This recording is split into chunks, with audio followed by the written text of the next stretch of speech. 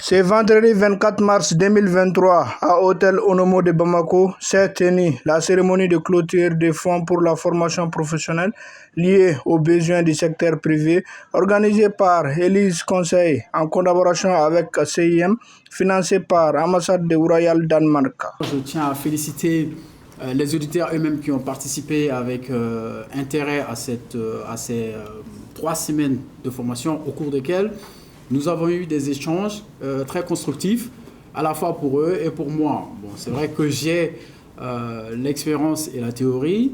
Ils ont également leur expérience qui a permis de rendre ce séminaire très constructif et très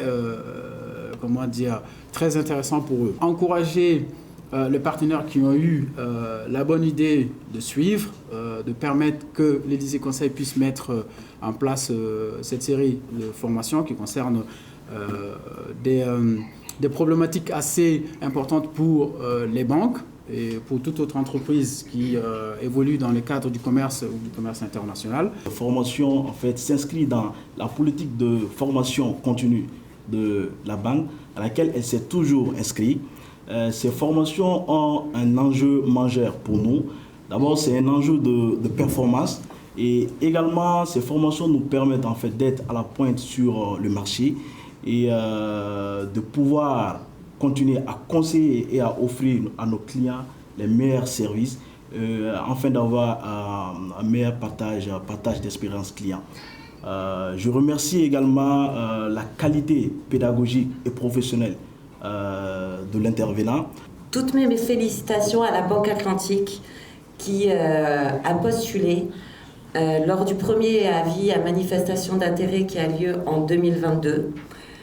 Toutes mes félicitations également à Élysée Conseil qui a su proposer à son client, la Banque Atlantique, un service de formation adapté aux besoins en formation de la banque. Félicitations aux 60 apprenants. Le CIEM, à travers le fonds, a financé à 50% le coût total de la formation. Et je tenais aussi à vous rappeler que le deuxième appel à manifestation d'intérêt a été publié officiellement dans la presse écrite depuis le vendredi 10 mars et que nous attendons massivement les propositions des organismes de formation, des centres de formation publics et privés, mais également sur le volet 2 des entreprises du secteur privé. En effet, la Banque Atlantique accorde une importance capitale au renforcement des compétences du personnel afin de leur permettre d'atteindre les objectifs qui leur sont assignés. Le choix des thèmes, c'est-à-dire le crédit documentaire, le recouvrement des créances et la sûreté et les garanties, n'est pas un fruit du hasard. Ce sont des thèmes qui touchent le cœur de notre métier et plus particulièrement nos relations avec nos chers clients. Donc nous profitons de l'occasion pour remercier nos clients pour la confiance accordée à notre institution bancaire. À cette occasion, les attestations ont été données aux bénéficiaires. C'est pour nous quelque chose de très important. Nous avons un soutien au secteur privé, à la croissance économique au Mali, qui est multiforme.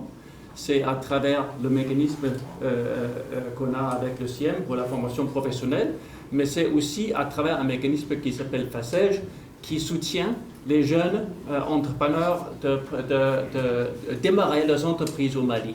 Et c'est 1600 entreprises qui ont été créées pendant les dernières 4 années par cette entreprise. Et ce n'est pas les jeunes, et parmi les jeunes, dans 40%, presque 40%, pas des femmes. Et même en mi-crise, les entreprises sont sur un niveau de durabilité qui est impressionnant.